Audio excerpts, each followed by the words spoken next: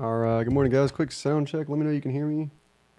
Sound check 1, 2. How's everybody doing on a Monday morning, October 28th? We got Halloween in a couple days here, and the end of October as we know it for 2019. What's going on, Mike Reynold? Appreciate that, Coach Frank. All right, so we got a busy week. There is a lot of stuff coming up here this week that we need to be aware of, we need to pay attention to. And I say that, and at the same time, I'm going to be a little bit counter on that and say that we have to also have some extreme patience and discipline this week because there are so many things going on this week. This might actually be, I think, probably like the busiest week of earnings season, all for this earnings season at least. I was going to say all year, but that's not true. So it's going to be one that we really got to pay attention to, really be focused on, and really be patient at the exact same time. So what am I talking about with that? Well, first things first, you can see Forex Factory calendar here. We don't have a lot today, but if we go to this week, you'll notice, Tuesday we got a little bit of stuff coming out, some CB consumer confidence numbers.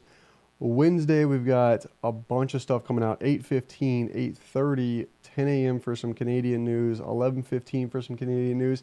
And then the big one here, 2 o'clock we got FOMC statement and the federal funds rate, and then the FOMC press conference there at 2:30.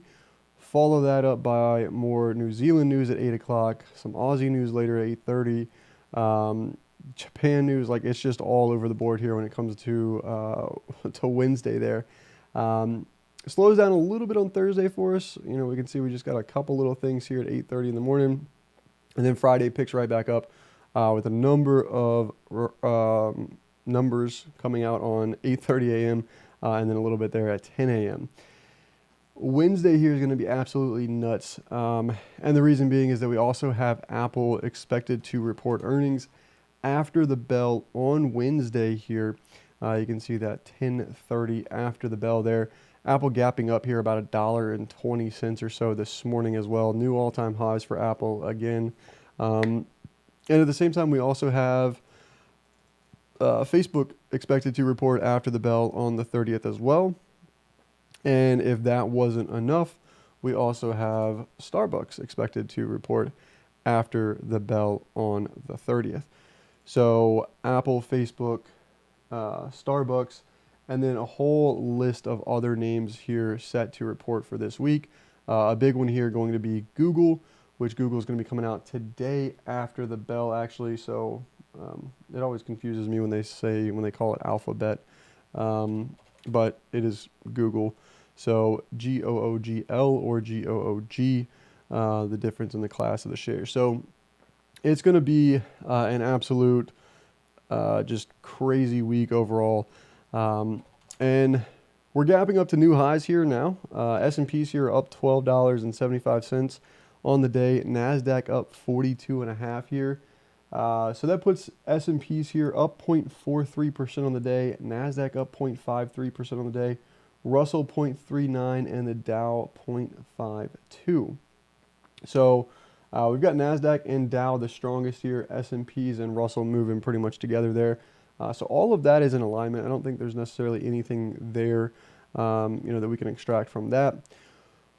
One thing I am watching with this gap up here is just the volume. We're at like 144,000 contracts right now on the S&Ps at 9:20 in the morning, and we're typically around this number, if not a little bit more sometimes, when I do the morning write-up, which is about an hour ago. So volume feels a little bit light here with this move. I've said that a couple times throughout this rally here, which again, we've been expecting these new highs here, for a while now, and volume just feels light. It's seeming to be light as we kind of, rally up into these new highs. So my game plan here for today, again, like I said, we have Google earnings coming out after the bell here. And we're going to be gapping up to new all-time highs here for the S&Ps. Prior highs, 30, 35s there. We're trading at 30, 34, 50s in the pre-market session so far. And the levels I have on the day are 30 33 quarters, 30 25 quarters, and 30 19 75s here. And when I did the morning write-up, we were just about 2 points over 30 25 quarters. I kind of anticipated an open somewhere around 27 28s. Was going to look to buy pullbacks here to 30 25 quarters with targets up to 30 33 quarters. That has changed. We're going to be gapping over the 30 33 quarter targets here now for the S&Ps.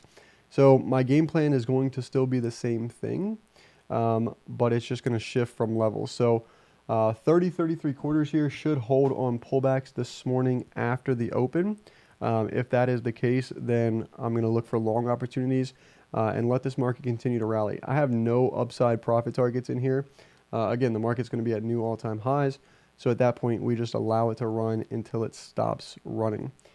If 30 33 quarters do not hold here this morning and we start to come back off of those levels, then I'll look for 30 25 quarters to trade. If that doesn't hold, then look for 30 19 75s to trade. The only place that I'm really going to be interested in getting short on the day potentially is if we can crack under 30 19 75s. I put it in the morning write-up. I'll say it here as well. I don't think that shorting resistance or shorting targets here in this market is a very good idea. Again, it is light volume. It doesn't feel like it should necessarily, but price is moving higher, and I'm not going to sit there and, opposite of try and catch a falling knife, is don't try to short this market here. It will work at some point, and you'll miss a little bit of the first move, which is completely fine. But there's no reason to take death by 1,000 cuts on the way up here, trying to continue to short this move, right? We're going higher, market's moving higher, let it do its thing, and continue to follow the trend there. Now, levels I have here for the Nasdaq are nowhere in sight here. So 80 44 50s was the last level that I had for the Nasdaq. We're about 35 points or so above that level now, trading 80 79 quarters here in the pre-market session. So again, continue to let the Nasdaq run its course and continue to rally. The Russell here, Russell not quite, again, as strong as the S&Ps or the Nasdaq, right? We're not quite pushing all the way up into new highs here, which is fine.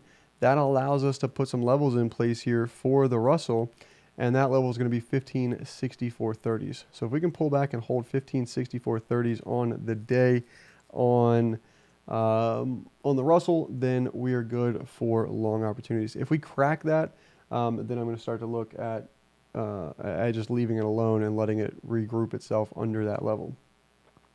Again, not looking for shorts. The level here for the Dow that the Dow needs to get above, and I think this may take kind of all of today.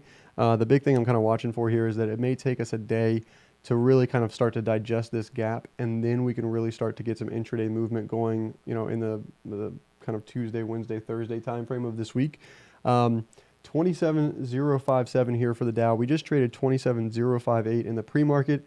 This is a level we've been watching for since the beginning of last week, and it just now finally traded here this morning by one tick in the Dow. So I'm going to go ahead and delete all these lower levels here. But this is going to be the most important level on the week for the Dow. If we can clear this 27.057s, then realistically, we're looking at like a 500-point move coming in the Dow, putting it to new all-time highs here. So I'm going to be looking very aggressively at a swing long in the Dow here, as long as we're able to hold this 27.057 for the week. We've got all those things coming up, all the earnings announcements. We've got the FOMC, all of that stuff coming up into play, and it would not be out of the picture to see the Dow move 400 to 500 points this week. We're already up 142 points here to start the week off, and pouring on another 400 to 500 points there would not be out of the picture. I'm also going to take a look at Microsoft, IBM, all of the names that we were watching for last week off the earnings report, and seeing Tesla, of course, seeing which one of those are moving, Boeing, all of those names, right? So it's going to be a very active week. Really looking forward to it. So far, starting off with a very nice move here for us in the indices. The one kicker that I like, bonds down 23 ticks on the day, gold down $3.70. Not quite as weak as I would have liked to have seen gold here. One thing I am watching in gold though is it's coming in with some good volume. 130,000 contracts on the day traded for gold. That's almost as much as the S&Ps here so far. I don't know that I've ever seen a day where gold has traded more contracts than the S&Ps. But so far this morning, it is moving pretty close to 148,000 contracts in the S&Ps, 130,000 contracts in gold. So that market is super liquid. It is moving here so far for the week. So anyways, that's what I've got here, my game plan for this week. I'm going to take it super slow and patient. As I wrote in the morning right up here, I'm focusing on quality, not quantity for this week. We have absolutely too many things to watch here that you could really get tripped up, and that's not what I want to see happen here. We made some mistakes last week, ended up costing about $6,000 in P&L for the week. Overall, the week still ended up being about $9,700. I'll do a breakdown on that. Also a breakdown on the earnings trade that I did for Amazon, which was initially a loser. And again, it had a capped risk, and there's a reason why I did that. And it ended up turning into a winner for us on Friday. So I'll do a recap on all of that stuff as well. And again, looking forward to this week. Thank you guys so much for coming on and hanging out with me here this morning. I'll be back in just a few minutes for everyone that's in the MLT Discord for the morning live session there. If you guys are listening on YouTube for the first time, welcome. Click the subscribe button, hit the little bell notification so you know when we go live each and every morning. And if you want to join myself, Perry, Jay, Rob, all the rest of the team in the Discord, there is a link in the description below. Go ahead and click that. It'll get you guys all the details. And I look forward to seeing you guys in there. Have a great trading week, and I'll see you guys back in just a few minutes. Peace.